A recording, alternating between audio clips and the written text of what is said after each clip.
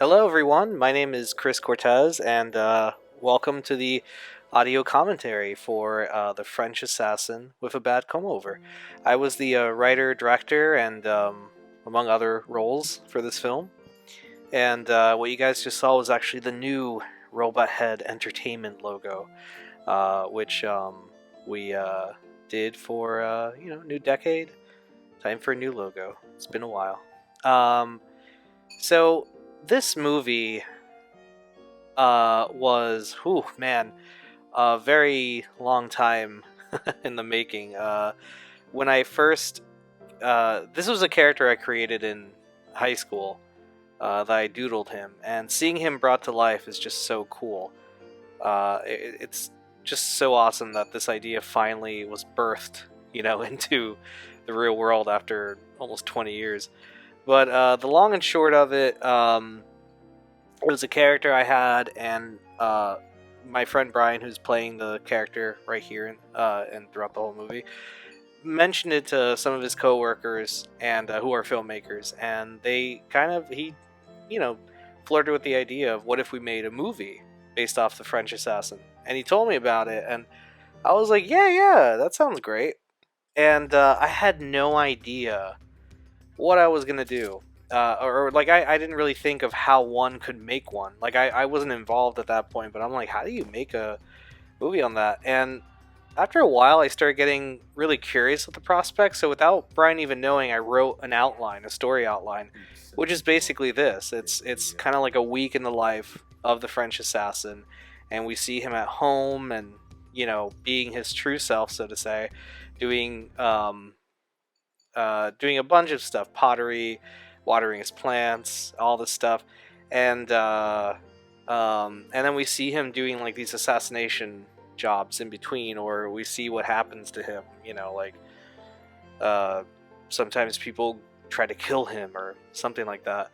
Um, and that's pretty much how it came to be. I out of loyalty, I actually pitched it to Brian as something for him to direct, but he passed on it very kindly, and so I said, "Oh, well, now I have to make it." So I wrote a script. Um, I knew from the get go Brian was going to play the character, and yeah, everything else just kind of like fell into pieces. It was very interesting, by the way, making this movie. That's my wife right there. It was very interesting, by the way, making this movie.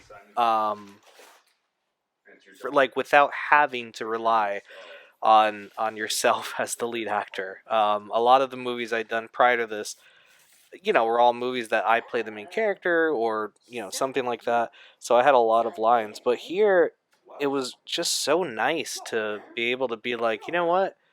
I'm not, I'm just I'm the I have one scene in the whole movie, and for the most part I'm just directing people, and I got to like really pick the shots that I wanted and operate things, and it was just so nice to be able to focus on other things and the performances and nailing what I wanted to get done.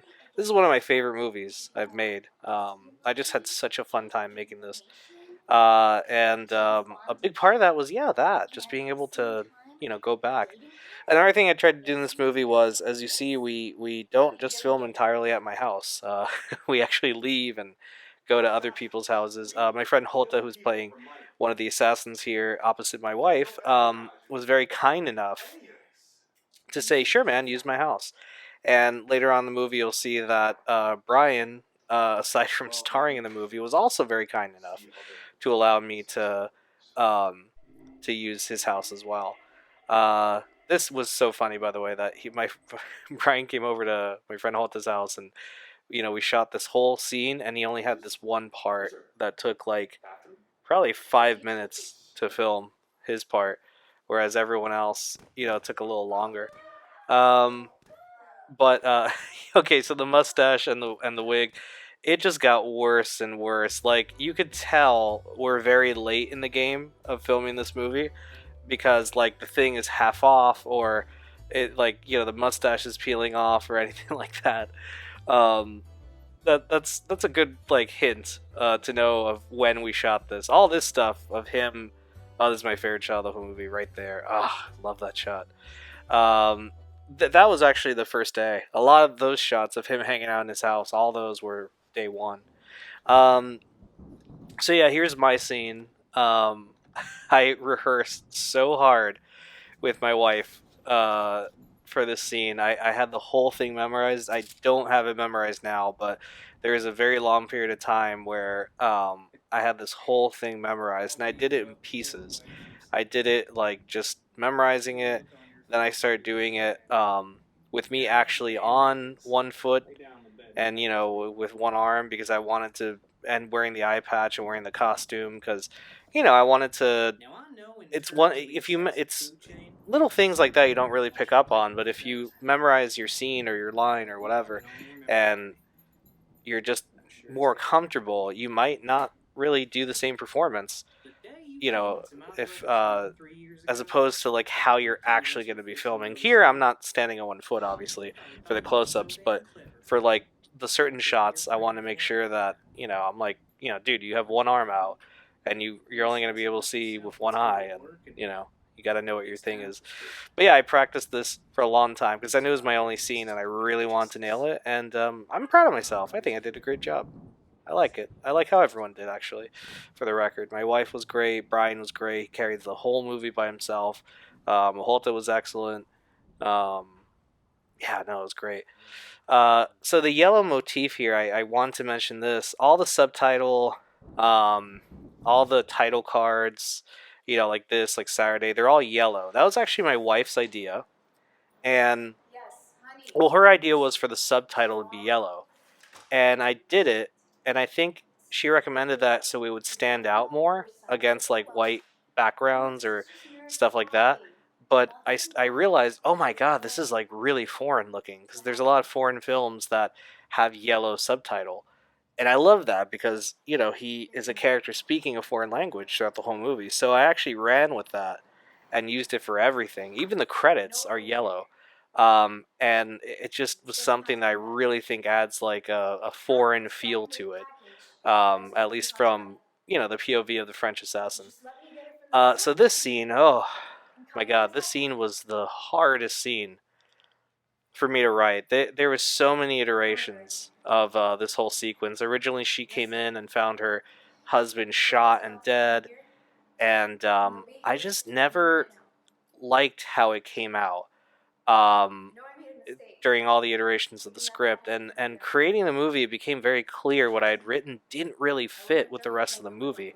Like that was a really fucking dark thing, and it didn't need to be as dark as that. I know I puke out blood in the previous scene, but it's self defense, right?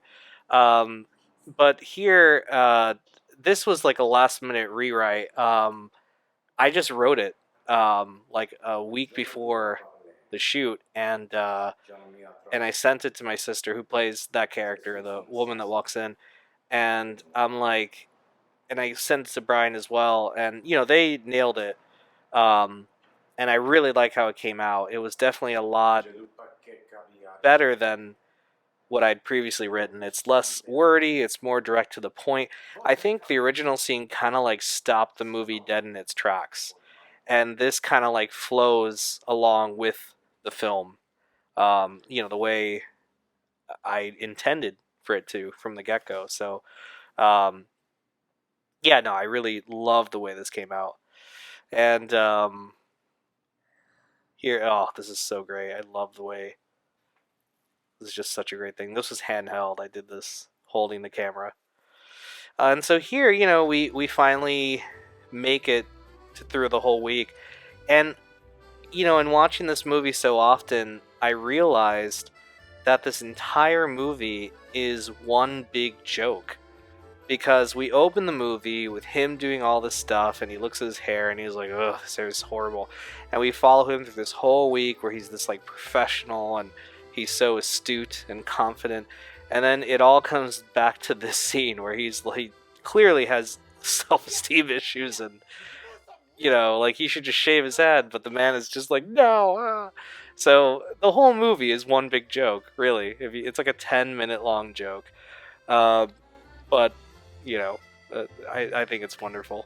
So here we are in the credits. So yeah, yellow once again. So Master of Arms. That's because Holta taught us what the guns do. He actually showed me things I didn't know. Baby wranglers, because we have a baby and we had grandmas who were helping us. Wig helpers, because that wig was tough to do. And water bottle and papucho, that's an inside joke between my friend Brian and I that we brought back. This post-credit scene, by the way, total last-minute thing that I came up with while we were filming, and I did it, and I was very happy I did it. Expect the offended mustache party to appear in future films. You'll see. They'll come back. Anyway, guys, thank you so much for watching and listening, and I hope you guys enjoyed this commentary and the film. Take care.